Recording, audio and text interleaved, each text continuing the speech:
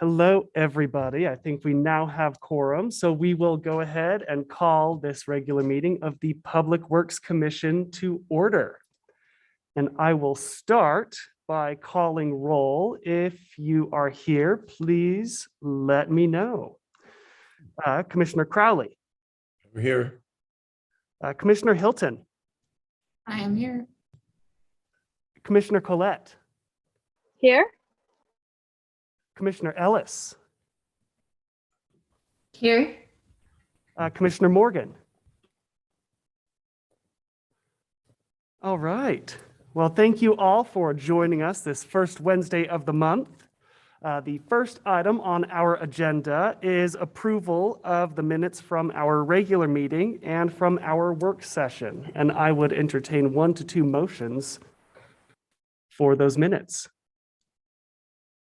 Mr. Chair, Yes, Commissioner Crowley.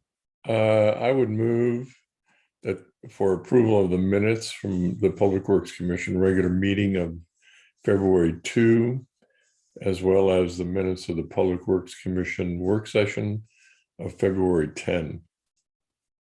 All right, we have a motion. Do we have a second?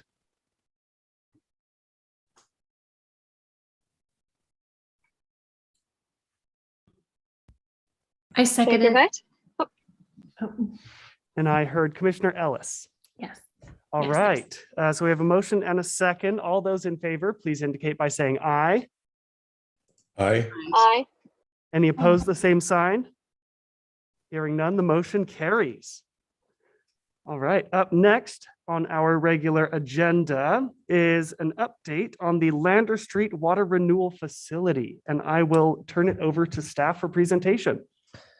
Chair Gravatt, Commissioners, thanks for joining us this evening. The first item we have up, or I guess the second item we have up on the agenda is an update on the Lander Street facility upgrades. And as you recall, back when we were discussing the utility plan, one of the primary project drivers was asset replacement. And so I'm going to turn it over to staff. We have Jim Pardee, our city engineer, and Josh Baker, our newly minted Lander Street program manager. And they're going to give you an overview or an update rather of where we are with phase 1 and then what's coming forward with phase 2 of the Lander Street improvements. So Jim. Mhm. Thank you, Steve. And again, Jim Pardee, city engineer, joined by with Josh Baker, our program manager out at Lander Street, and here to provide an update on Lander Street. So presentation kind of overview of the agenda for today. I'm going to provide an overview and background. I'm going to back us up a little bit because I think it's important we all kind of start from the same place. And there's a lot of work that's gone into this, previous efforts that's gone into this that has kind of led up to the work we're doing. Then I'm going to go ahead and turn it over to Josh, and he'll give us an update on phase 1 and phase 2. Phase 1 is getting close to wrapping up, and we're getting ready to kind of launch into phase 2. And then I'll jump back in and we'll talk about kind of a facilities look ahead for all of water renewal. And then also hopefully kind of tie this all together. And just as a reminder, we are asking for a motion from the commission today. And that motion is basically to go ahead and allow us to make a recommendation to city council to go ahead and initiate the pre-construction and design phases for phase 2. So please keep that in mind during the presentation. So with most things we do in life, we with our home life or at work, we usually kind of plan and then we figure out how we're going to fund and then we go and execute. So we do this all the time in public works, and the scale at which we do it, it kind of varies depending on the complexity and the level of effort needed. The work that we're doing now is kind of at that very upper end of level of effort and complexity, and it's built on several kind of stepping stones that have happened. So it starts with the plan, the utility plan, and back in October of 2020, we had city council had adopted the utility plan, and there was quite a bit of work that went into that. That was led by Haley Faulkner, our environmental manager, and a lot of hard work that kind of went into that document. And this ends up kind of setting our strategic plan for the next several decades. One of the things that is great about this plan is historically, a lot of times when engineers or planners or designers go out and kind of put these together with utilities, it's often they go and do it, and then their outreach is presenting to the public what the plan, what it ended up being. On this one, we flipped the script and we actually started with a tremendous amount of public outreach. And one of the things I like that we kind of call this is this utility plan is for Boise, built by Boiseans. And as I mentioned, it sets our strategic direction for several decades. So having the plan kind of figured out, then it's time to start to figure out how you're going to fund it. And that was led by Heather Buchanan, our Chief Administrative Officer. And what I'm showing here on the screen is kind of the results of the bond election. And as you recall, there's only so many options we have to fund these projects. And it could have been just a rate structure only, or, look at a rate structure plus a bond financing component. And we brought the question to the commission, also went to city council, got direction to go ahead and go seek voter approval for bond financing. And here again, the results are, we had over almost 81% in favor of doing that. So that was a strong voice from the community of where they wanted us to go. So we've got the plan done, got the funding strategy somewhat figured out, and now it's time to get into the execution. That's where most of the discussion today is going to be around. Oops. So with most projects, as Steve kind of started with, and what I want to reiterate is Lander Street was built in the 1950s. So it's been a great facility, and a little credit to our kind of operation and maintenance staff out there. I think they got every bit of mileage out of there, maybe more than we expected. This odometer's turned over a couple times on that plant, and it's a credit to those folks. But there comes a time you have to retire those assets. So most of the projects, or all the projects that we're really doing out there, are asset and kind of condition replacement. It's time to do those, but we often never want to just replace in kind. We also kind of want to look forward and see if there's other opportunities. For example, adding some capacity. We know the city's growing. We've seen, we've got a lot of rooftops going up. We've got some high density housing going, but there's also the level of components, related to industrial and commercial use as well, which supports the economic activity of the community as well. So seeing growth from many different perspectives. So as we're replacing those assets, we want to add some capacity. With that also, we're getting ready to have our regulatory next cycle of permits come through. So as we're doing that, we want to make sure we're leaning forward and we're setting ourselves up to make sure that we're considering those and including what's coming down from the regulatory side to be included in these projects. We certainly don't want to go build something and then find out we got to go build something different because of the regulatory side. And then there's the community expectation side. And as a reminder, this is a way to connect the utilities actions to the broader city initiatives. And they include things like sustaining the lower Boise River quality to support multiple uses. Also support a robust and vibrant community, protect health and safety, recover, recycle, and renew water, and operate a cost-effective utility. So we feel good when we're doing our job good and we feel good about it. We've hit all these categories. And you're going to hear Josh as he goes through kind of his presentation that almost all the major components, they're checking all these boxes. So with that, given the complexity of the work that we're doing, the external, internal drivers, the ever-changing landscape of the world, COVID, supply and labor challenges, inflation, escalation, and then plus just, the more recent events in the world right now. One thing I think we can count on is the ever-changing landscape, and we never really know what's going to come at us. And I kind of think, 3 years from now, as these projects are well on their way, we'll probably be hit by something that we never thought was going to show up. So it's important to the utility. We've got a great responsibility to deliver, but we have to be very fluid and dynamic in order to kind of deal with those things that'll come at us, the knowns and the unknowns. So we've got several tools in place, and I just kind of wanted to go over these to kind of give you an idea of how we're preparing to deal with that. And the first one is the business case evaluation. This considers the benefits, costs, and risks. I know this isn't the first time you've heard about it, but this is kind of the department's kind of North Star. It's in our DNA, it's in our culture. Often when we go and look at projects, we don't just come up with one solution and say, that's what we're doing. We like to challenge ourselves and look at different alternatives. And those can be, they're not always just brick and mortar or concrete and rebar projects. We challenge ourselves to look at, is there other operational management type alternatives that are there? So we like to develop as many reasonable alternatives as possible, and then look at them at this holistic kind of view and find the lowest kind of cost of that total asset over its life, and make sure that we're reducing risk at a reasonable cost. So this is day to day, and we don't do anything without following the BCE process. Also with, little tips of the hat to Haley Faulkner and Kate Harris with, as I mentioned, we've got a permit that's, we should be finalized here in the next few months. And they were able to work closely with the Idaho Department of Environmental Quality to allow some regulatory flexibility. That doesn't mean we don't get out of doing anything. We still have to meet all the requirements, but we end up having more flexibility in our end. And I think the easy way to explain it is maybe looking at phosphorus. As many of you know, we have our phosphorus removal facility that was built many years ago, and that was kind of in anticipation of stricter phosphorus limits.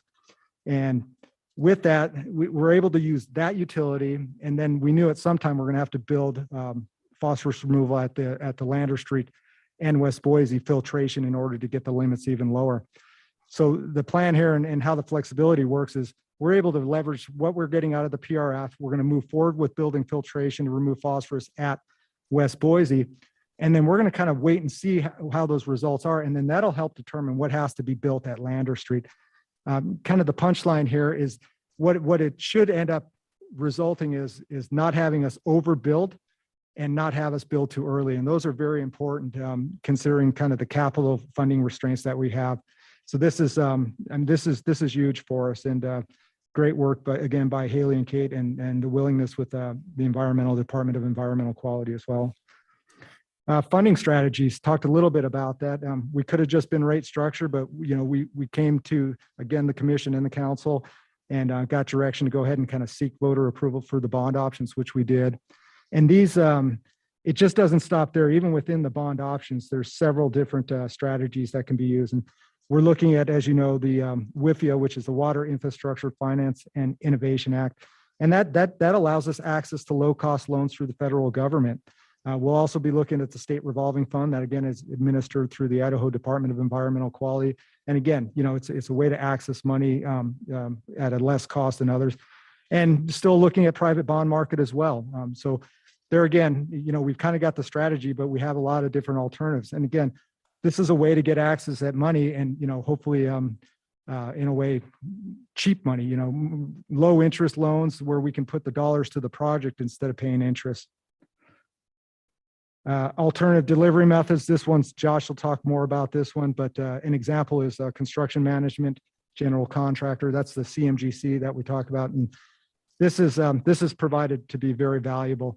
This is where we're able to kind of bring the owner, the designer, and the contractor together at the same time. And again, with this dynamic market, construction market, it's hard to know what's going where. And it literally changes almost day by day at times. And who better to know that than the people who are in that business, being the construction management and general contractors. They've got other projects going on. They have their pulse on things. They know they're looking forward. They know what could get us and what can't. So by having that entire group at the table, as we're making design decisions, they're there to kind of help us, and we're there to help them as well. But we can be getting the cost of the project as we go, so we don't get to the end and then be surprised. This ends up being it becomes much more predictable for us and allows us to kind of course correct if we're seeing costs come up on something, and that allows us to kind of do it in time instead of waiting for the final bid to come out and then being surprised that the project's 20-30% over. So this has been a very valuable tool for us. And then the last one, and we've got more, but these were just the highlights I wanted to hit, was a program project management technique. So we've developed a project delivery model, and here again, this is kind of the same as this alternative delivery method, but the project delivery method it's a prescriptive way that we're going to kind of issue projects and kind of walk through these major capital projects. There's several stage gates along the ways that we're checking into. We're communicating with kind of the management staff with Public Works. We're making sure we're staying in scope, schedule, and budget. And it's just a consistent way to kind of deliver projects, and it's provided to be very valuable as well. Also with that project and program tracking, Josh will show us a little bit of that, but we like to kind of say, what gets measured gets managed. I think it's important that we're watching the performance of our projects. And we don't want to know it after. We want to be kind of forecasting and kind of looking ahead. Again, allowing us to course correct if things were coming up. Yeah, we understand that we've got a lot of work to do and we've got limited funds and we have limited resources. So we need to keep those projects on track. And this is something too that we'll be back to. We're going to try to figure out a way to share this with the commission in the future. We think it'll be valuable for you guys to kind of get a glance at the health of the project. So you'll hear more about that in future meetings.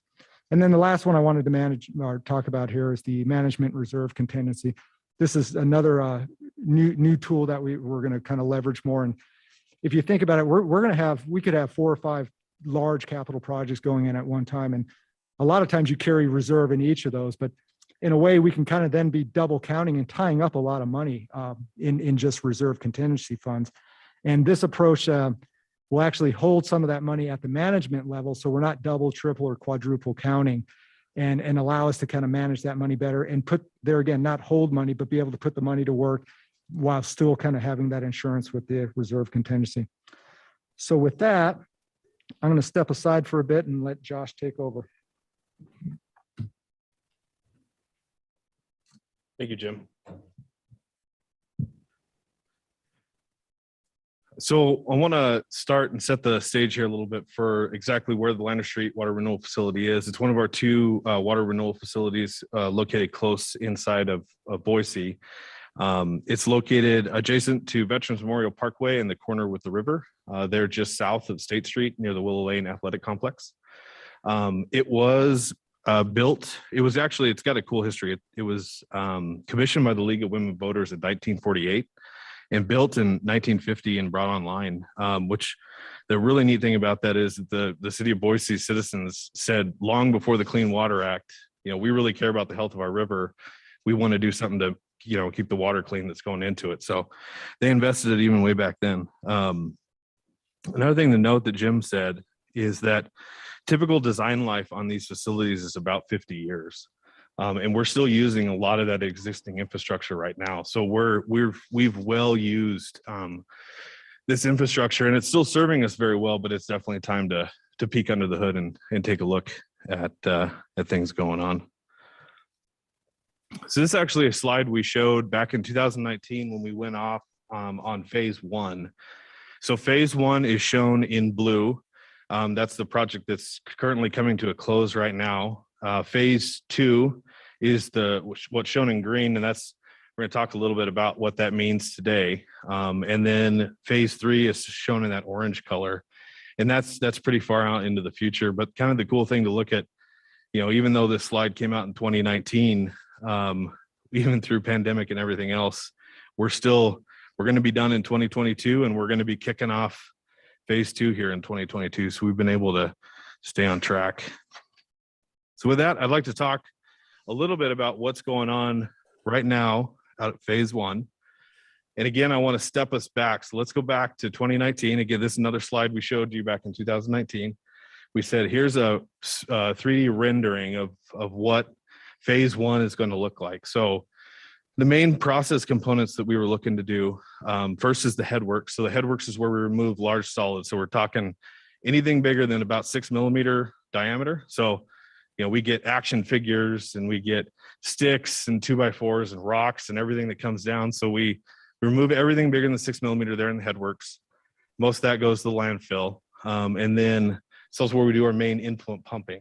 And then we have the UV disinfection facility, which is where we use UV radiation to neutralize pathogens before it goes out to the river. So that was another part of phase 1. The Greenbelt access path and public restroom. So Lander Street used to connect basically directly to the Greenbelt, and it came across Public Works property, and we needed that ground to be able to build the next headworks and keep everything running. So what we did is we worked with the citizens there and came up with a good plan to say, hey, we want to keep your access to the Greenbelt. So we're going to route it around the Willow Lane Pond and then bring it back into the main Greenbelt there. And we're also going to provide a restroom, which we had to demo as a part of this phase 1 project. So that was part of it. And then the last thing was in the upper right, you see the Veterans Memorial Parkway access. So historically, Lander only had one point of entry. And for a wastewater plant, especially a real critical facility, that's It's not great for our resiliency, especially since it crosses over a canal. It's got a bridge there. So we wanted to have a secondary access. The other thing too, that we conducted a lot of public meetings around with the neighborhood there at Lander. And one thing they were really concerned about, and truth be told, we were really concerned about too, was the amount of construction traffic in the decades to coming down Lander. That scared everybody. They've got school bus pickups and everything else. It's a very narrow street. It's a very old street. So one thing we did is we said, hey, we want to work with ACHD and get an alternative entrance into the plant. And so we partnered with ACHD. They did make kind of an exemption because VMP is a arterial road and they don't typically like to allow driveway access on and off of it. We worked with them, we got it approved. So now we have a permanent access point there off Veterans Memorial Parkway where we've brought in nearly all of our construction traffic. Everything that has come down Veterans Memorial Parkway. So that's been real great for our partners there in the community and also for our own crew. But this is the neat transition. So you go from civil, 3D render to this picture was taken in November of 21. And you can see that the headworks is actually there. UV facilities there. The VMP ramp has been installed and has been in use since early 2020. The Greenbelt access path, likewise, early 2020. It was completed and open to the public. We're just finishing up a few quick things on the public restroom, and then we'll be having that online. The headworks and the UV structurally, they're both completely built, and we're actually in the middle of startup right now, and I'll get into the schedule here in a little bit, but we're really close to finishing up here on phase 1. So the specific components, again, the headworks is where we remove large solids. The original headworks was built in 1950. It was definitely showing its wear. We did do extensive amount of BCEs to figure out what is the best option for us. And so that's how we developed the design for the new headworks. And what this does is that the new headwork sets us up for better redundancy. It's far more efficient with the removal than the old facility was. So that helps us with our O&M costs, helps us with our power consumption. We have better odor control, which is really great for our neighbors. We're really close. It's in a residential area, so we were pretty mindful of that. We did add quite a bit of resiliency in flood proofing with elevations and different things of that nature. And it does set us up to hopefully be able to eliminate a pump station in the future, thereby saving a pretty big energy cost. So we're really hopeful to be able to leverage that here after phase 2 is complete. So likewise, the UV facility. So the equipment for UV was installed in the 90s, but the channels that the UV equipment sits in is from 1950 in its original. So it's again in need of replacement. The new UV system has full channel redundancy where we didn't have that with the existing. And then we've also upped the UV dose in the new UV facility to be able to handle those future regulatory needs that we see coming down the track. We've added resiliency with this too, with flood proofing. Yeah. We have a question. Yes. Commissioner Ellis, you have your hand up.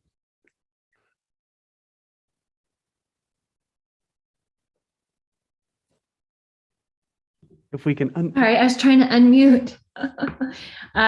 Yes, thank you, Chair Gravatt. My question was on the previous slide, the old headwork, existing headwork, and the new headwork. Is it just a matter of the angle of the picture, or is the footprint of the new headwork much smaller?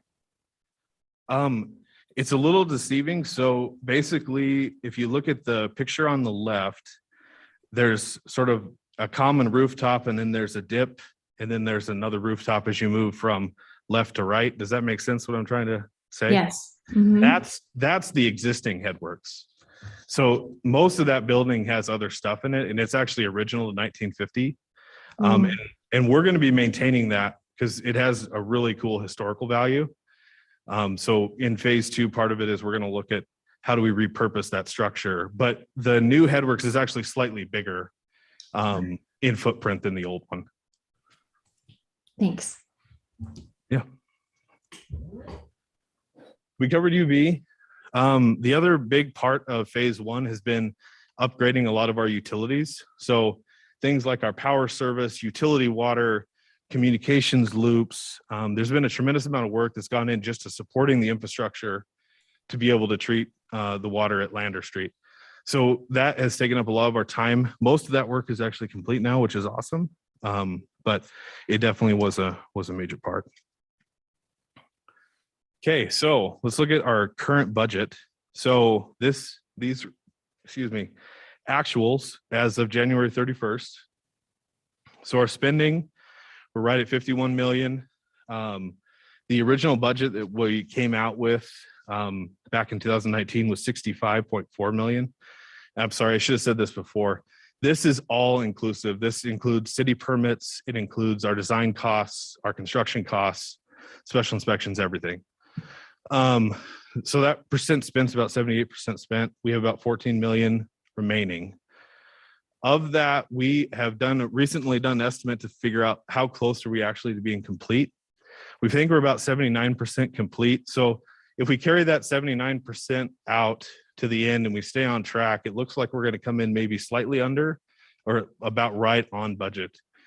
I would like to give a big shout out to, our managers in public works. They really helped us through a lot of the pandemic. This project got started in 2019. What was it, like 3 months in, shut down, and kind of start back up. So there's been a lot of hiccups, but we've been able to manage those really well. I also want to give a big thank you to our team in Jacobs, Brown and Caldwell, and McElvain, who are our external partners. And we kind of closed in as a team and said, how are we going to get through this? How are we going to navigate this and keep this on track? Because it's really important for the city. We need to keep everybody safe as well. So we're able to navigate that. And I'm really proud of our team that they are still maintaining, and we're this close to being on budget right to the end. There's a lot of projects in the Treasure Valley that do not look like this. So we are very fortunate to be in the position we are. And that's really the same story with the schedule. So we initiated the construction in 2019, but the design started back in 2017. And there was actually work done before me back in 2015, 2016, to get to this point. And we're within a month of our original schedule, which is pretty amazing. Again, a lot of hard work went into getting that schedule, making up lost time. We've recently suffered about a month's worth of delay with some supply chain issues. But we've done really well, and we're coming in here. So hopefully in the next 2 months, we should be able to actually turn these facilities over to operations and let them start using it, which is a great success for our team. So that's phase one. Are there any questions on phase one before we jump into phase two? I'll open it up to the commission. Any questions before moving on? Yes, Commissioner Crowley. Hey, Josh, this is Larry Crowley. I'm just curious, it's actually a two-part question. During phase one, was there any reduction in the operation at the Lander Street project? And the same question for phase two. What do you see with respect to any impact on operation at Lander during the construction of phase two? Yeah, that's a great question. So with respect to phase one, we've been able to pretty much maintain our current flow. We have had some pretty major breaks in the system, not related to construction, that have caused us to lower our flow for a few days. But we've been able to maintain that. On the people side of things, our operations staff has really stepped up to the plate. They've worked, really hard, given us a lot of their time to help make the process better. We've definitely put a burden on them, but they've certainly risen to the occasion. With regard to phase two will be, and you'll see kind of in the presentation, it's going to be more invasive. We're going to have to restrict flow in some instances just to be able to get our work done. We're going to minimize that as best we can. We're going in with a pretty robust plan of how we're going to do things like temporary pumping and that sort of thing. But we're going to do everything we can to maintain the flow that we got. We work really closely with West Boise so that if we say, hey, we got to lower the flow, West Boise's like, okay, we're ready. Or West Boise may say, we can't take it. So you guys are going to have to change your schedule to be able to do it. So we're working really closely kind of as a utility between those two.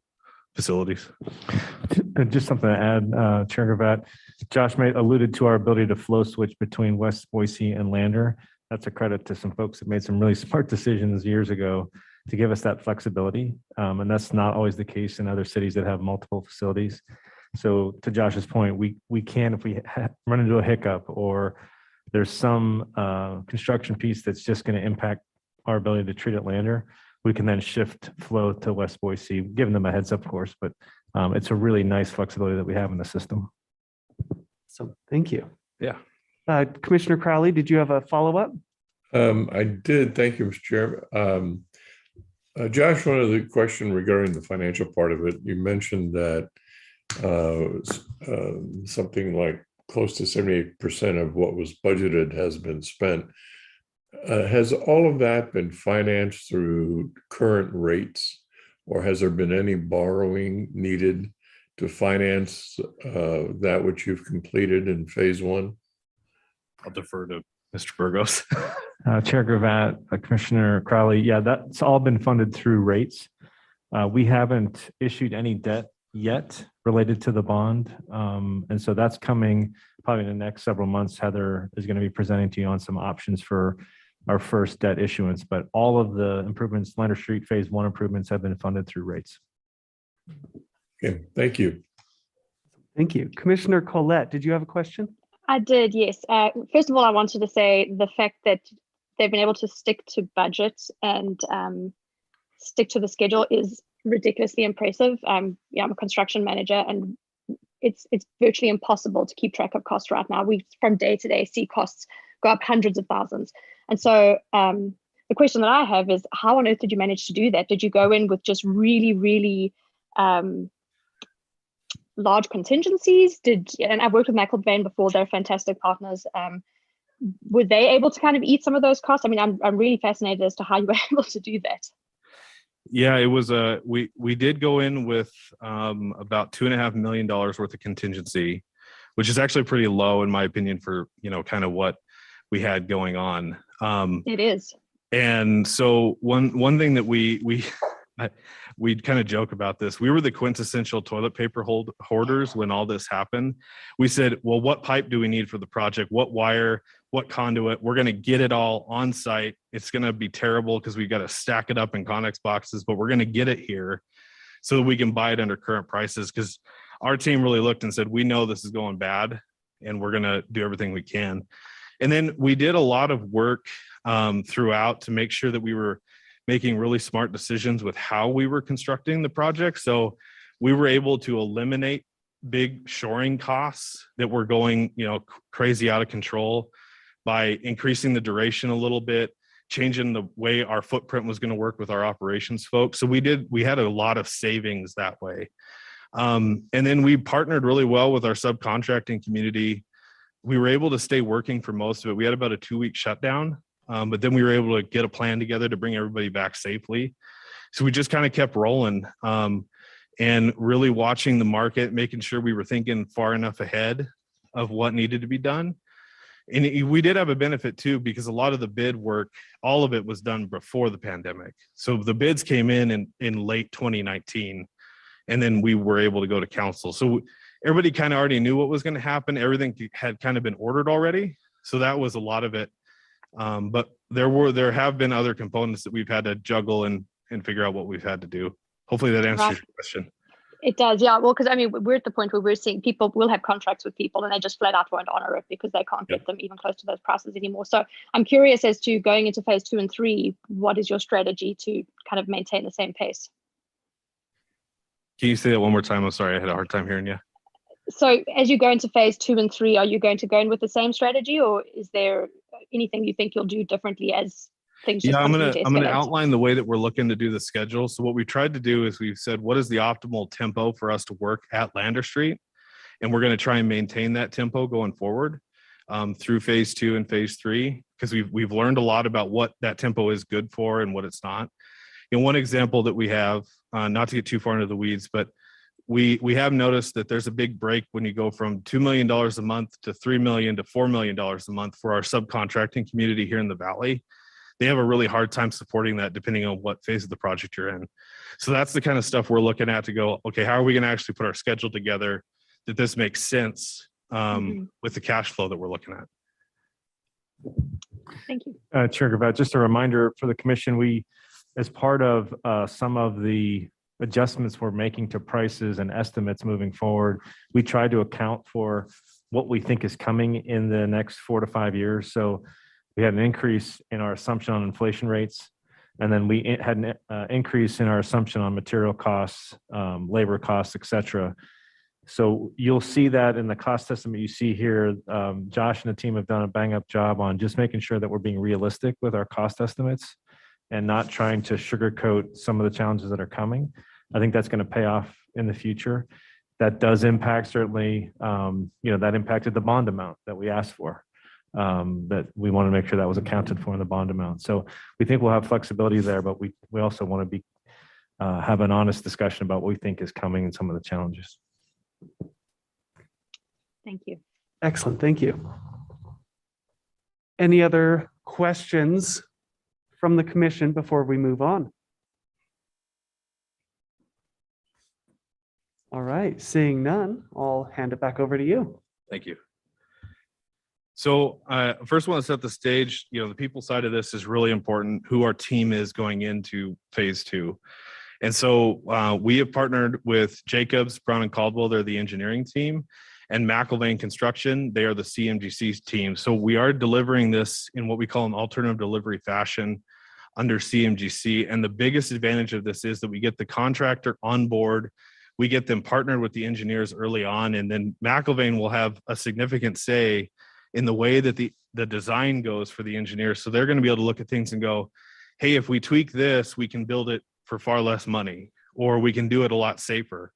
And that worked really well in phase 1, and we want to build on that with phase 2. This is the same team that we had in phase 1, and it's really a unique opportunity for us to be able to come together and continue on a really, we've got a good momentum right now, and we want to continue that momentum on here into the future. And I'm really excited about that. But the CMGC method really helps bring that team together and solidifies it early.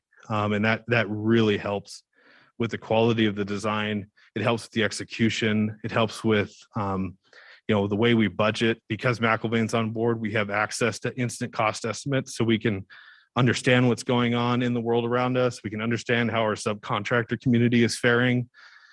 There's a lot of other things other than logistics. We've heard that Facebook is going to bring on an $800 million facility out in CUNA. That's going to take away subcontractor staff. So those are all things that we're looking at, to make sure that McIlvain's going to be doing to make sure we're kicking this off in the right manner. So with phase 2, to orient you to the site, Veterans Memorial Parkway is on the right side of your screen, and the river's on the bottom side of the screen. And the shaded blue boxes show the work of phase 1, and the green boxes show the work of phase 2. And we're going to get more into what exactly is going on for each unit process here in phase 2. But suffice it to say, we're about tripling the amount of work on the site from now until the end of phase 2.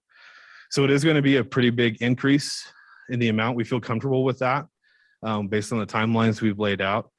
But it is about three times the size, excuse me. So as far as the individual components, these are the big components. So first, that picture on the left is actually a picture of the wall of the primary clarifier that's currently in use out at Lander. You can see the exposed aggregate. And what that is that's damage from hydrogen sulfide gas. And hydrogen sulfide gas is something we deal with a lot at wastewater facilities, and we need to monitor that really well. And part of that odor control system that you saw for the headworks is actually to mitigate that. But we conducted BCEs, and we prioritized what our biggest needs are at Lander and at West and at the PRF.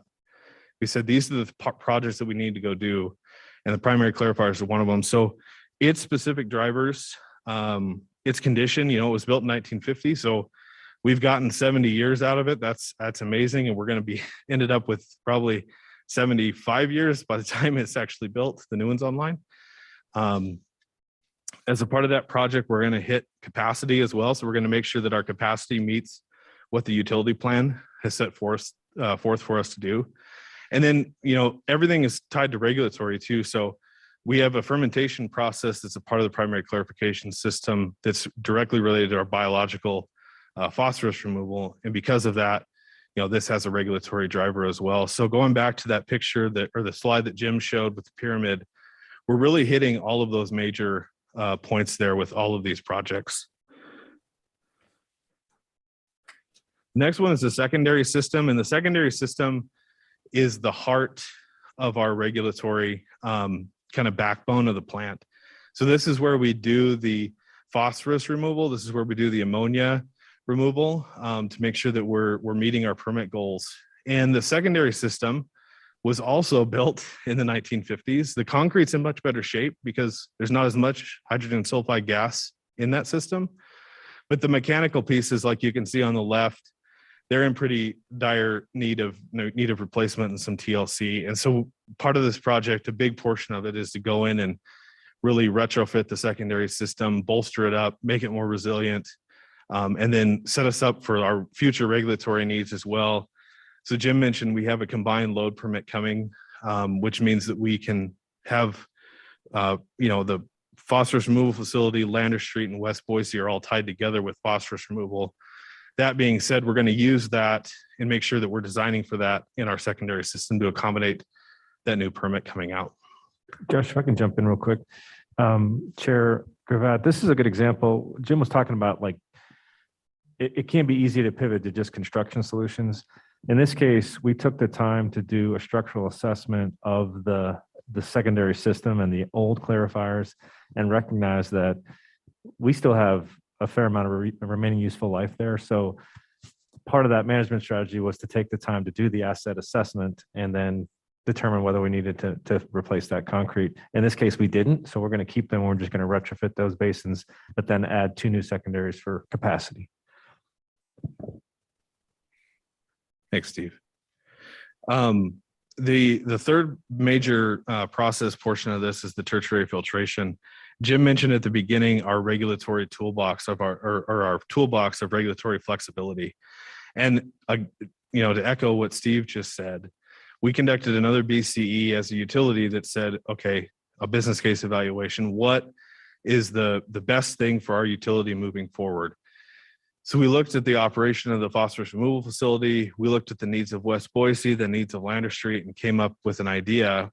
And what we're going to do is we're going to go forward with the design. So that's included in phase 2's CIP budget right now for tertiary filtration, but we're going to hold off on the construction. And what that's going to allow us to do is to make sure that our design is done right with the new filters coming on at West Boise, with the operation of the PRF, and kind of get a better feel for how these plants are going to operate together there. So this is a great example of our project team pivoting and saying, okay, we're going to be set up and ready that if we need to go do filters at Lander, we're ready to go. But at the same time, we're going to hold off on that big expenditure there. So Steve, is there anything you want to add to that? And it goes back to that regulatory flexibility that Haley negotiated in our permit that what's called a combined load permit. And so we're able to take credit for the phosphorus removed off the Dixie Slough, the phosphorus removed to West Boise, and then knowing how Lander Street's performing, combine those 3 facilities for much more of a utility approach. And because of that, we can hold off on this project to see how the performance of those other 2 play out before we commit to another big investment at Lander. So the anticipated budget, the numbers that you're seeing on the screen right now are in first quarter 2021 dollars. They have not been escalated from that estimate. McIlvain did complete the construction portion of this estimate, but that number that's in bold in the 169 number is an all-in design, permitting cost, all our program costs, any internal costs, construction designs all included. And this matches with what Heather has in the CIP right now. And for clarity, I've included the estimate for tertiary construction there on the right of the bold number, and then ultimately the total cost of phase 2 should tertiary need to go in. But again, the 169 number is the the number that's in the current CIP. We also include a range on this, so the level of detail is not very great. For where we're at right now, we're asking to go forward with the design so that we can get better clarity, but we do provide a range there just to say, eyes wide open. We're not sure where this is going to land. It's going to be somewhere in there. We think it's going to be 169, but we have a lot of things that could be changing too. So we provide that there for clarity. But again, to reiterate, the 169 number is what's shown in the budget for the CIP. A quick look at a pretty high level schedule. So assuming we can go forward and council approves the contracts here at the middle of March, we'll do NTP and we'll get started with the design in early 2022 or late 2022, excuse me. We're going to start an early construction effort to really set up those utilities and get our site ready for that level of construction. There's going to be some demo that has to go on, different things like that. So we're going to be looking to do that early construction. We're going to start primaries a little bit early due to their condition. And this also goes to how we're going to try and kind of phase out this cash flow. We want to get a lot of the big expenditure items spread out in the schedule, so we're not hammering it, in a few month time period, seeing a big monetary spike. So we're trying to smooth that out as best we can with kind of a longer duration schedule, and then staggering when we actually start these major process components. And then you can see that the tertiary design piece is way out in 2027, 2028. And so again, we want to see how the PRF does. By that time, West Boise should have their filtration project complete. And in that way, we're working really well together as a utility to make sure that we're making good decisions for what, if anything, has to happen at Lander. Jim mentioned at the beginning, the phase 2, we're going to do some extra reporting. So this really is a threefold purpose. Number one, like Jim said, if you measure it, you're going to manage it. And so we're giving a set of really good tools to our project management staff to be able to report on, figure out what the risks are, what the schedule, cost, budget, everything is. We're giving some updated tools on that. It's going to provide our public works leadership and hopefully ultimately, city leadership with more transparent on time budgeting and how we're actually doing with cost and schedule and everything else. So we're looking to do that. And then the third use is with the bond financing with the WIFIA, especially, there are a lot of requirements for reporting on your spend rate to the US EPA and ultimately to DEQ if it's an SRF loan. So this fulfills that requirement in WIFIA. And so we're kind of getting the threefold, purpose out of this. It should be a good investment for us moving forward. So on the immediate things set before us, we have worked with our legal and risk department. They have completed the review of the 2 master service agreements for Jacobs and for McIlvain. They have given the green light. We've incorporated all their comments, both legal and risk. We're here before you today to give your presentation and seek your approval going forward. We hope to be in front of City Council next Tuesday to do a similar presentation and then move forward with it being on the consent agenda on March 15th. So with that, I will turn it back over to Jim.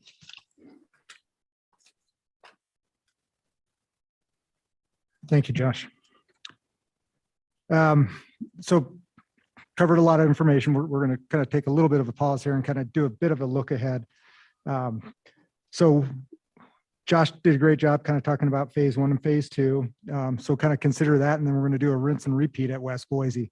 You see, we've got projects coming up there that include ultraviolet disinfection improvements, tertiary treatment, secondary improvements. So it is a little bit like Groundhog Day, but that's having the 2 facilities. And that facility was commissioned in 1976, and it's kind of the same story. Assets are coming of age and looking for other opportunities to improve capacity, regulatory compliance, and renew those facilities. Also, we've heard a couple times now from Royce Davis, the program manager for the water recycle program. So that's another big piece that we've got going on. And then we've got Rich Wiebe, who is an assistant city engineer with us who continues to kind of move forward with a lot of our conveyance projects, our collection system. Again, we've got, 1,000 miles of pipe out there, and Rich is tasked with making sure that those are being kept up to date as well. So that's kind of a very high level look of the capital projects, but then also just to make aware of for the commission that, the department as a whole still is working on staffing assessment, organizational planning, affordability policies, cost of service, flows and loads, solids handling. So there's a lot going on, and it's keeping us busy, and we welcome the challenge. So as far as like context goes, I know Josh had kind of showed the numbers, and they look like large numbers, but I think they make up about what we figured 20% of the 10-year kind of planning, capital planning. So it's a big number, but there's bigger numbers also coming. So with that in summary, kind of, and then we'll kind of stand for some questions, additional questions. But we talked about plan, funding, and executing. We've been very systematic at this. This has been in the works for many years with a lot of effort from many different departments. Not many people within Public Works, but also citywide and several others as well. Talked about the project categories, right? We like to click all those boxes. That's when we know we've got a good project. Talked about the toolbox, right? It's not lost on this department at all that the problems of today can't be solved with yesterday's solution. So we're constantly kind of looking forward, and Josh hit on quite a few of those as well. So we're going to continue with that. We're always looking for process improvement and always trying to better ourselves. Great update on phase one coming to completion. And I do appreciate the commission really acknowledging and some of the very pointed questions about like, how did you do that? You think about a $65 million project over 3 years, a 3-year long $65 million project, and it's coming, might come in a little bit under a budget and pretty much on schedule. I mean, that's unheard of. Again, we've pointed out, the challenges with COVID and that caused supply and labor challenges. And there's a lot of other things that Josh didn't mention that happened. And there were some sleepless nights. I can assure you of that. And just for good measure and to shake things up, we threw an earthquake in there too, if you remember. So, and then we talked about phase two and the plans moving forward, talked about the look ahead. And, so now we're at the point to where we're asking the commission for a recommendation to initiate. So I'll show the staff recommendation next, and which is to move forward with it and make a recommendation, have the commission make the recommendation to mayor and council to go ahead and initiate the next phase. But we can, and I'll pull that up so you can see it, but we'll stand here for any questions or any final comments the commission might have. Well, I say let's knock on wood for as few sleepless nights as possible. I do have a question just to kick things off, just for clarification. At the beginning of the phase two presentation, you mentioned that there's about 3 times the work that's going into phase two. And I just want to check, this is 3 times the work, and it looks like it's more or less spread out over 3 times the time frame as well. So it's not tripling the burden on the neighborhood or burden on the supply of labor or materials or anything like that. Yes, Chair, that is absolutely correct. We've tripled that time to try and mitigate as much of that impact as we can. So we've hit that sweet spot of what our burn rate should be in the midst of construction, and we feel like we can really hit that. Perfect, thank you. Are there any other questions or comments from the commission?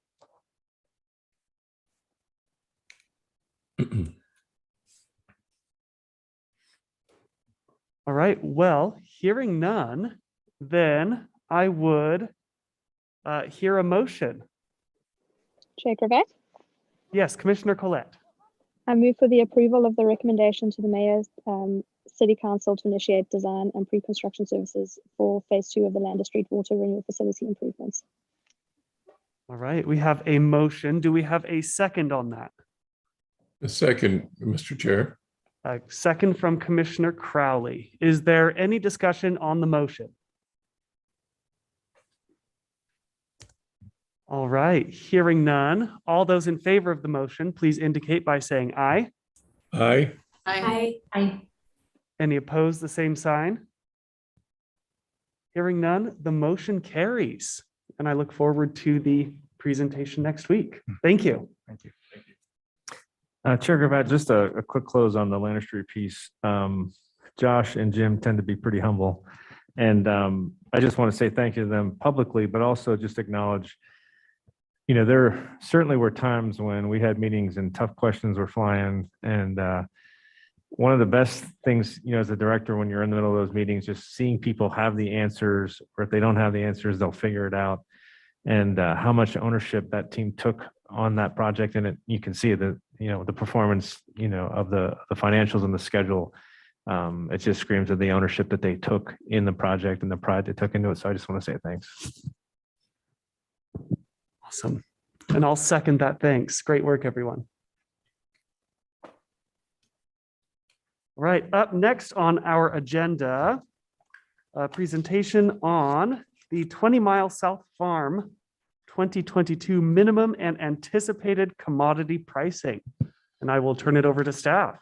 Thank you, Chair. And yes, we are farmers in Public Works. I'm going to turn it over to Ben Neidiger, who's the manager of the 20 Mile South Farm. And he had a banner year last year. Just amazing performance by the team. Today's presentation is the annual presentation on the minimum commodity prices, but wanted to acknowledge the performance of the farm in 2021 was, as you'll see, was off the charts. So, Ben. Thank you, Mr. Chairman, and ladies and gentlemen of the commission. Thank you for having me today. Yes, we're going to talk today about minimum commodity pricing at our 20 Mile South Farm. Again, my name is Ben Neidiger. I'm the Biosolids Program Manager, and I'm fortunate enough to be responsible for the 20 Mile South operation.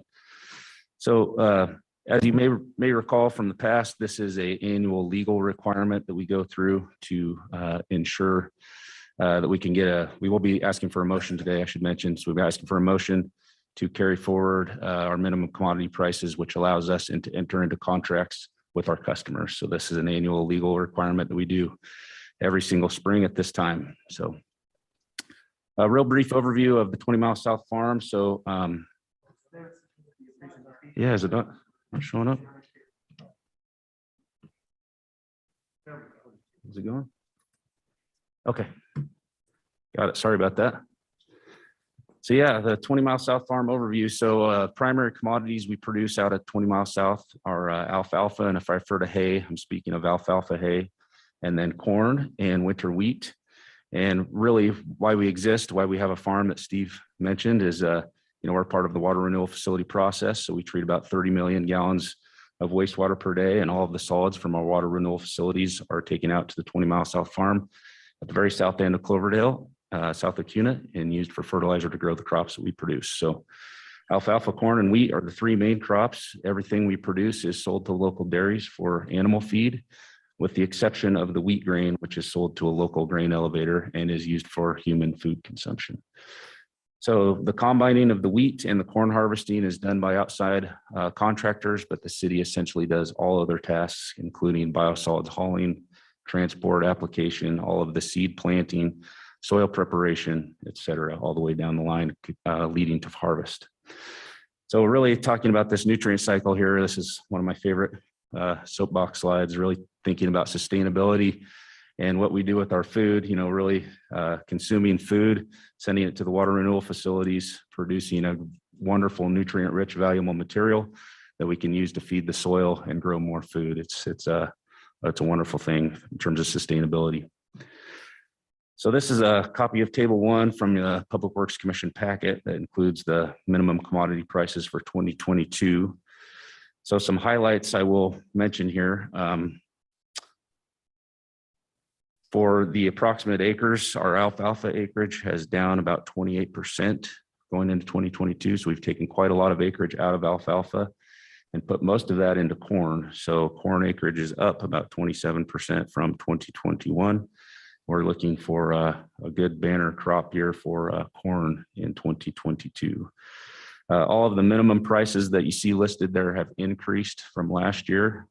As I'll show here in just a second, commodity prices across the board in 2021 really took off, and we're really reaping the benefit of a increased market for everything that we grow essentially across the board. So one thing I would like to make very clear is these are the minimum crop prices, and we certainly don't intend to sell any of our commodities at these lower prices. We certainly want to establish a fair market value and demonstrate that our buyers would be paying the same price for the commodities we produce from the city of Boise as they would from anyone else that they're buying commodities from. So these prices are set at a lower rate. You see on the farthest right column there, the percentage we expect to see as a percentage of the market price we expect to actually recoup at the time of sale. But these are set low to account, number one, for a decrease in commodity value between now and harvest. Things could turn the other way a little bit. And secondarily, and maybe most importantly, is to account for adverse climatic conditions. A couple of examples of that would be for our silage corn crop, it's very susceptible to frost. So if we were to have an early frost in early September, something like that, we could take our moistures of our corn crop. We're shooting for about 65 to 70% during harvest. That could go overnight to 40 to 50%, reducing the quality of those commodities. We would still be able to sell those. However, we wouldn't be able to sell it at the market price that we'd agreed on with our customers. So this allows us a little bit of flexibility. We have seen that in the past. Another example would be for our winter wheat crop. Our winter wheat is generally harvested in late July, early August timeframe. And our wheat is, when it's ready for harvest, it's completely dry. We do experience sometimes some monsoonal moisture that time of the year. And if we experienced a really deluge of rain, precipitation during that time frame, the wheat could have a tendency to try to resprout prior to harvest. And that would certainly reduce the value to our buyer. So we would have to pay a lesser price than what we had agreed on. So these prices and the minimum price in the third column over from the left is what we established for minimums for 2022.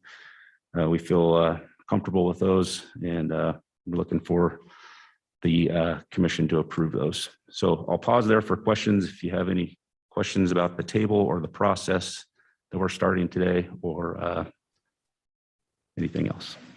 Any questions from the commission?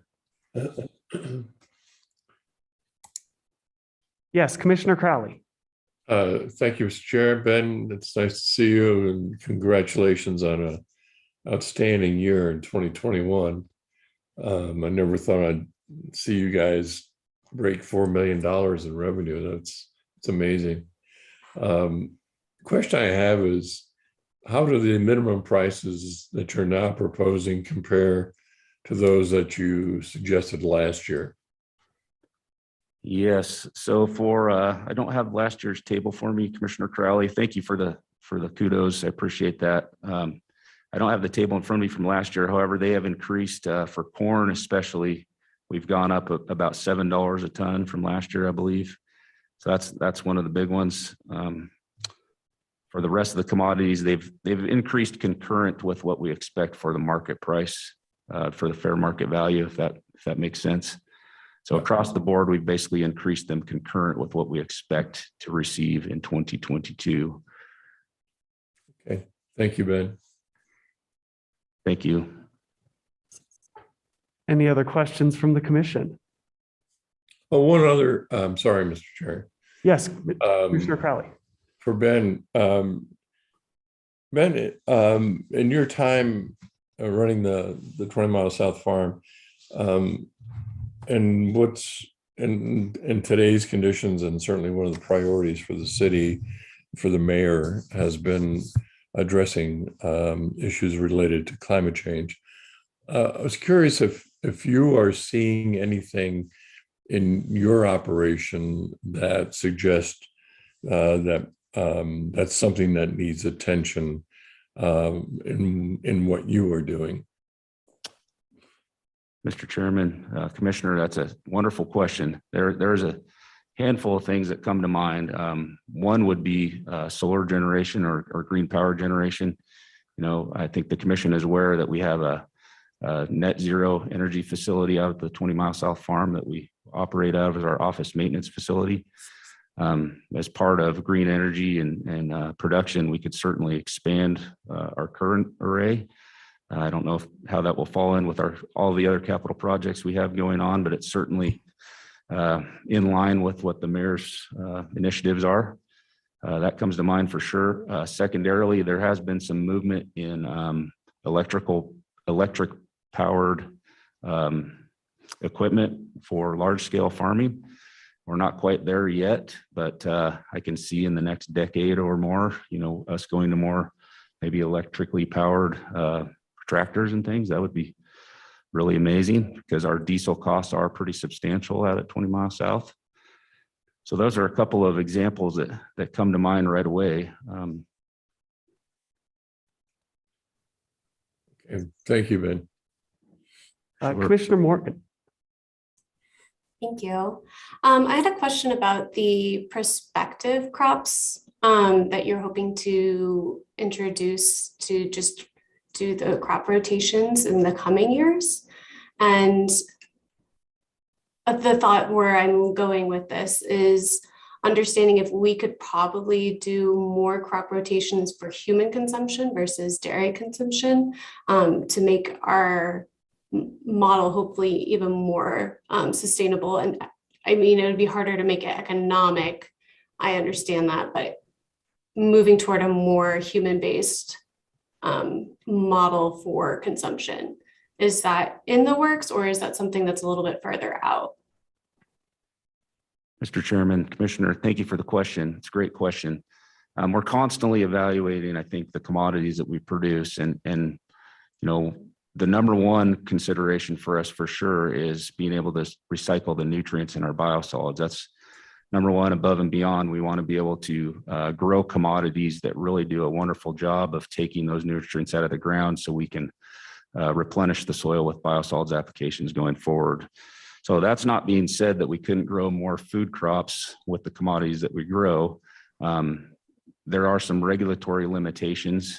However, if the harvested part of the crop, similar to the wheat, is harvested above the ground, we only have a 30-day holding period between the time we can apply biosolids to the time we harvest. So you think about things like fruit, sweet corn, hops are used in our region for biosolids production, biosolids application, I should say. I think those are all on the table. Number two consideration for the commodities that we grow is definitely marketability. Mm-hmm. So we have a pretty good relationship now with the dairies that are close by to us in proximity. I think there's challenges that come along with diversifying our operation, maybe going to more human food crops, but it's something we're continually evaluating. If something made sense from a marketability standpoint, we'd certainly consider it going forward. I think those are a little farther down the road, but something we're continually evaluating. Okay, perfect. Yeah, thank you for that. As an aside to your question, something else comes to mind is more community-based community-based farming. We also have a Class A material with Struvite. We have a marketing partner right now, but maybe there's an opportunity. A lot of other communities are doing things with Class A biosolids product where they can use that in community gardens and help offset food deserts and things of that nature here for the community. Thank you. No, I'm really glad to hear that you all are thinking about this in the future. I hope to hear more. Thank you. Awesome. And I saw a hand raised from Rob. Did you have anything to say? Chair, no, sorry, that was an errant click. My apologies. All right. Any other questions or comments from the commission? Commissioner Ellis. Thank you, Chair Gabat. I put a comment in the chat and then I thought, well, maybe I should better check. The building that you have on the 20-mile farm, it's net zero, and I think it's the only one recognized by I think was it PHIUS. It's the Passive House Institute for the US. I think it's the only one in Idaho. Is that right? Mr. Chairman, Commissioner, it's the only one to my knowledge. I haven't looked up those records in a couple of years, but I always submitted all that information to the US Green Building Council. And at that time, we were the only one in Idaho, the only commercial zero net energy building. Okay. I know one of our contractors through the Passive House, he has a zero net energy facility here locally, Skylar Swinford, and I believe they have one up in McCall as well. So Okay. And Chair Maybe Gavat, the- just, oh, sorry, go ahead, Commissioner I Eller. would say maybe the website's not up to date. Chair Gavat, just, Ben, maybe put you on the spot a little bit. I know there was some discussion about we're actually net positive energy. We're generating more energy than we're using. And you want to comment on it? I think I heard that we may be trying to use some of those credits for facilities outside of the building. yeah, Mr. Chairman, Steve, thanks for the question. Yeah, we just submitted an application to Idaho Power this winter, I believe in December, to transfer our excess energy credits. So we're actually net positive on our facility. We took quite a lot of time to design the solar array, but it actually is a little bit oversized. The benefit for us as a 20-mile south farm operation is we have like 43 meters that are all contiguous power meters. So we're able to offset those excess credits and apply those to a different account, which includes actually irrigation accounts. So we actually applied those credits in December. It was just approved by Idaho Power a few weeks ago. And I think depending on at the actual rate at time of consumption, it will result in about $18,000 of energy credits that we'll be able to apply to well number 1, which is just adjacent to the farm office. So that's a pretty cool thing that we've got going on at the farm. And that's one of the things is maybe we could expand that solar array and apply even more credits, down the future. And Chair Gavat, not to get too philosophical here, but we've been talking a lot, the city, like within the climate action group of like moving on from sustainability or sustainable cities. That implies that what we're doing today is sustainable. And I think we can all acknowledge that that's not the case. So stuff, projects, initiatives like Ben's talking about kind of gets us to that regenerative city concept that we're building things that add to the community, not just take from the community, not just consume, but they actually are set up to be able to provide something back. That kind of regenerative concept is kind of what we've been talking about, and it's manifesting itself down at the farm. That's some excellent work. I think that's a really big feather in our cap. So thank you for all that you do in that regard. Any other questions or comments from the commission? All right, hearing none, turn it back over to you. Thank you, Mr. Chairman. So moving forward, just real briefly about our crop pricing policy. So we're obviously very sensitive to any impacts we could have on the local market. 20-mile South Farm, we are the largest contiguous farm in Ada County. We produce enough of all the commodities that we grow that we could certainly have an impact on local pricing. So we want to make sure, like I mentioned before, that we're setting a fair market value for everything that we produce. We strive to set the most equitable prices possible. Like I said, if our customer was to buy commodities from the city of Boise or elsewhere in the valley or the local region, they'd be paying a similar price. So ideally, we would have published citable prices for everything we sell. There are some indexes out there. However, with silage corn and triticale, we don't have published prices available. So we have to use a little bit more innovative techniques. We cite market news reports, university pricing guides, and regional indexes and things to try and establish a mutually agreeable price with our buyers. So, and this is a slide, pretty busy slide, but it shows revenues over the last 9 years and then projected for 2022. And you can see, I appreciate the kudos to our farm staff. They work very hard to produce quality commodities for our buyers every year, but I do have to admit that in 2021, we didn't work exceptionally harder than we have in prior years. It's just, we really reaped the benefit of a turning market from all the commodities we produce. I think we really rode out that trough from 2016 to 2020 where things were really depressed. And now all of a sudden things are bouncing back, really in the producer's favor in 2021. And we see that forecasting continue to go down the road for the next several years. So a couple of highlights from this chart, like Steve mentioned, in 2021, we shattered our all-time revenue record for gross revenue at 20-mile South Farm. We pulled in $4.17 million in gross revenue, and you can see the majority of that was in the green bar there, which represents our alfalfa crop or hay. We also got a substantial bump from our silage corn crop and winter wheat. And another thing to note for 2022 is the little blue sliver on the top of the columns. We are projecting to grow triticale for the first time since 2018. And that is at our customer's request. We're really excited to grow triticale. Triticale is a hybrid ryegrass and wheat crop. So it's another grain. We typically will harvest that prior to the grain head emerging from the grass. It's harvested and chopped, similar to how the silage corn is harvested, hauled directly to the buyer and styled in a large pit. And then it's part of their ration for the dairy animals. So going back to marketability, our customers see that as a high value crop. And for us, it really is a boon to our biosolids nutrient management program. So we can take triticale and double crop that with corn on the same parcel in the same season or same year. And then we can get more nutrients mined out of that parcel by using the double crop system.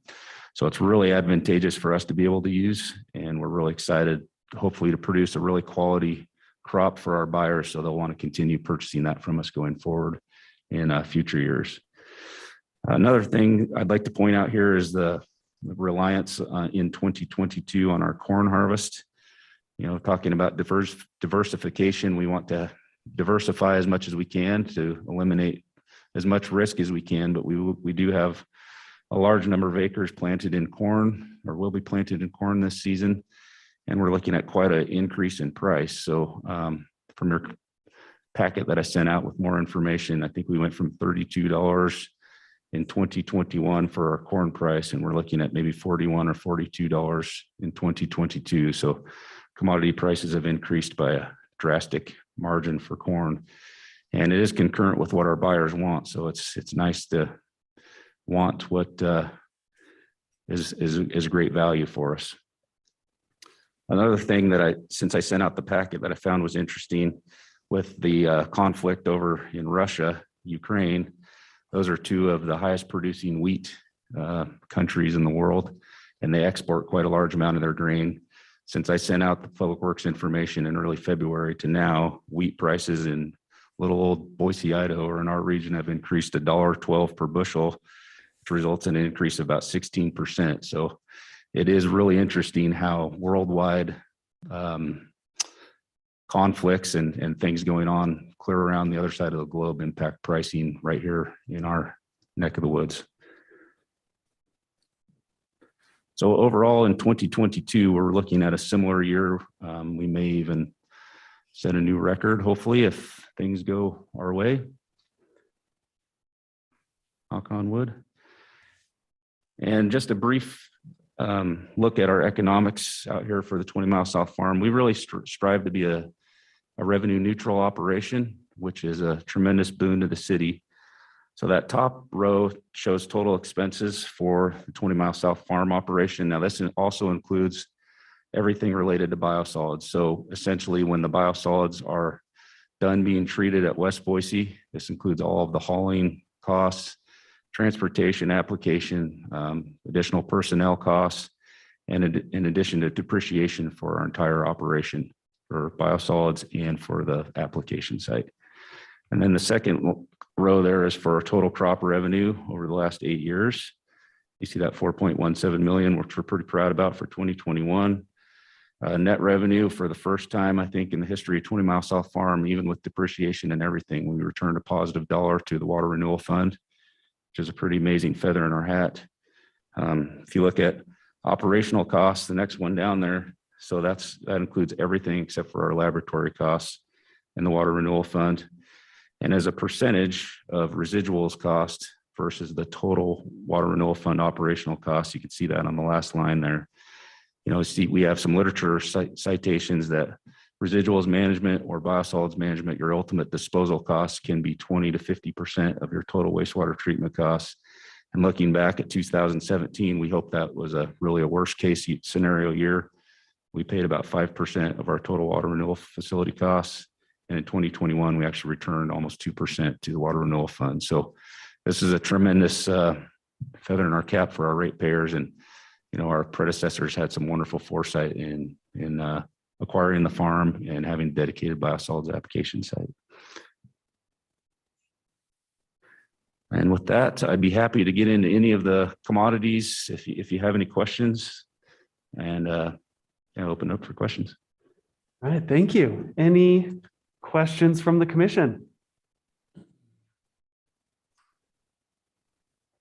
I have one question, just for my information as I talk about the work that you do.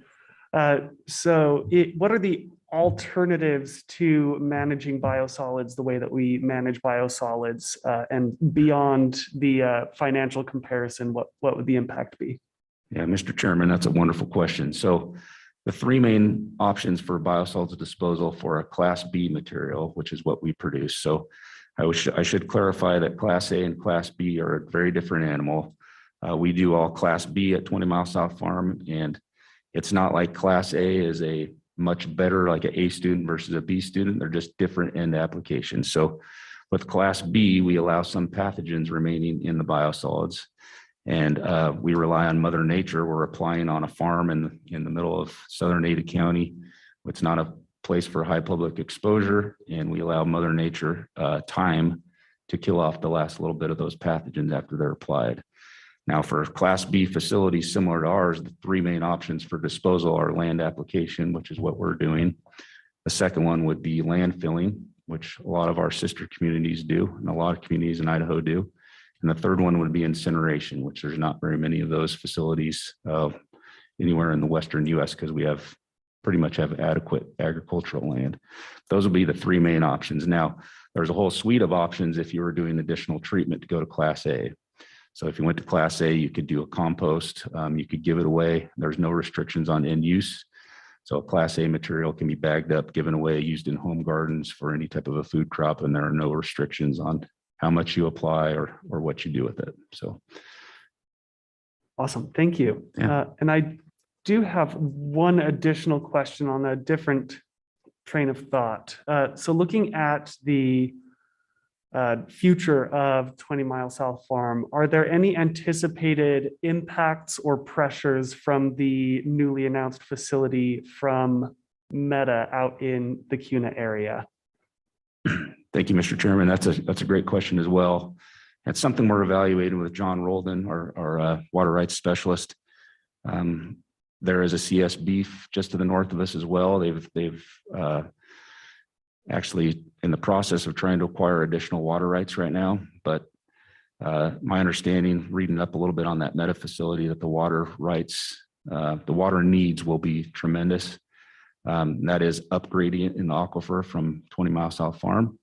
We've been very fortunate, knock on wood, over the years, the 27 years we've operated the farm now, 28 years, that we haven't seen a great reduction in our water volume or water quality, but that is certainly a concern. If there's something to fight for with agriculture in the West, I think it's water. So that is definitely a tremendous concern. With the CS Beef moving into the north of us, there's also some just concerns related to land acquisition and ability to expand in the future. Chair Gravatt, just to add on what Ben said, in those situations where there may be some facilities that are applying for additional water rights, as a city will typically intervene on those water rights applications just to make sure we're at the table and understand exactly what is being proposed. It's formally called a protest to do that. I like to refer to it as an intervention because we're just trying to get at the table. Protest sounds much more confrontational, but we do protest those water rights to the extent that we want to have a seat at the table to make sure we have a very clear understanding of impacts. Awesome. Thanks for the clarification. Commissioner Morgan. Thank you. My question was, I haven't done any of the tours yet, like going to the water renewal facilities or anywhere, because it's been indoors, whereas I'm hoping in the summertime, if it's available, I was wondering if there's tours available since it's outdoors. With the unpredictability of COVID, I was just wondering if there's availability for that. And Mr. Chairman, Commissioner, absolutely. We'd love to have you out for a visit, show you the operation. Great time coming up here, in another month, 6 weeks, when things start greening up. It's a great time to visit. Please reach out to me and we'll set something up, get something on the schedule. Love to have anybody else that is interested in visiting the farm, we'll do a little tour. It'd be fantastic. Perfect. Thanks, Chair. Thank you. Yeah, Chair Gravatt and Commissioner Morgan, I'm working with Kathy Schoenfeld to try to figure out how do we might, in the past, we've had commission meetings at the farm because we're doing all the automation here with technology and recording that it throws some curveballs in there.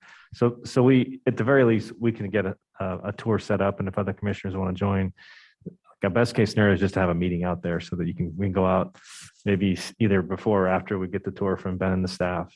So yeah, we'll keep you posted, and I've made a note of that. Perfect. Thank you. I appreciate it. Commissioner Ellis. Thank you. Yes, I highly recommend going out to tour it. It's really, really cool. Especially the compost piece is really amazing to see. And, it occurred to me the other day, I was talking to someone, we're planning some Earth Day events. It's along the lines of tours of if you're, if there's certain groups or entities that are planning Earth Day events and they're trying to get people an incentive to participate and trying to think of more like experience things instead of trinkets, kind of what Jillian Eichhoff coined from Zero Waste Boise Institute of keep your logo out of the landfill kind of thing. And so it occurred to me that going on this tour of the 20 Mile South Farm would be really cool. So don't want to take away from your day job and start a whole line of tours every day. But it's just something to keep in mind that would be really something kind of like an incentive for people who are interested that might want to see the tours more often. And then that was a comment, and I actually have a question.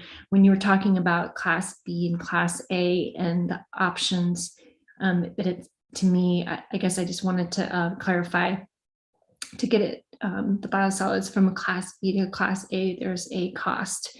And I assume that back when the decision was made to purchase the land and do the 20 Mile South Farm, that was probably one of the biggest pieces of choosing to do it this way versus going to make it a Class A. Is that right? Or is there a lot more to it? Mr. Chairman, Commissioner, thanks for the questions and comments. To answer the question first, yeah, absolutely. There is a cost associated with going to Class A. And I think ultimately in our facility plan, there will be a point, and it may be, several decades from now, but we may start diverting a certain portion of our biosolids. It all goes to 20 Mile South Farm right now, but maybe we do a Class A diversion program where we're doing some type of a composting program or something to achieve a Class A, and then looking for an outlet for those materials. One thing we've thought about internally is, blending with the compost that's out there, the green waste program. Mm-hmm. They're a way to join forces and increase the value of that compost, and also have a diversion for our Class B or Class A biosolids. Ultimately, I think those questions will be answered quite a ways down the road, because we have quite a bit of capacity for all of our Class B material right now, but certainly something to consider going forward. And then to answer your comment about tours and things, pre-COVID, I think I was probably doing at least 1 to 2 tours every week. So, oh wow, something that I really enjoy doing. I've talked to my boss Marcia about it quite a bit. It really invigorates me and my staff, and really gives us some push to really realize that what we're doing is pretty cool. When we get down to the mundane part of the job. So it's something I really appreciate doing, and I'd be open to, feel free to send my contact information or hook me up with anybody that's interested in tour. I'd love to have them out. thank you. Awesome. Thank you. Any other questions or comments from the commission?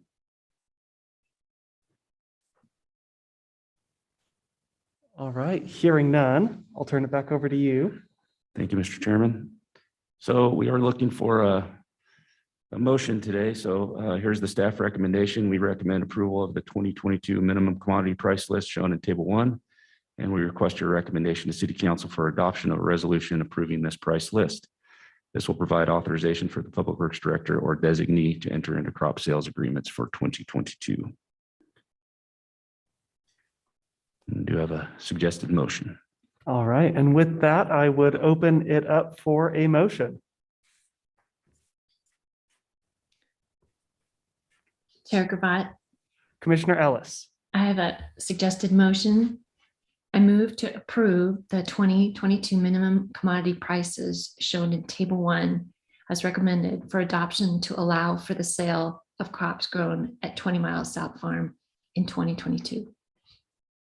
All right, we have a motion. Do we have a second? This is Julia. I'll second it. All right, a second from Commissioner Hilton. Is there any discussion on the motion? Hearing none, all those in favor, please indicate by saying aye. Aye. Aye. Any opposed, the same sign? Hearing none, the motion carries. Thank you. Thank you, Mr. Chairman. Thank you, commissioners. Look forward to having you out at the farm. We're looking forward to joining you. All right, and I believe that brings us to the end of our regular agenda items. Is there anything else to come before the commission? Chair Gravatt, just a couple of items to note. We do have work sessions scheduled for the 16th of March. We were hoping to have the FY23 operations and maintenance budget for this meeting.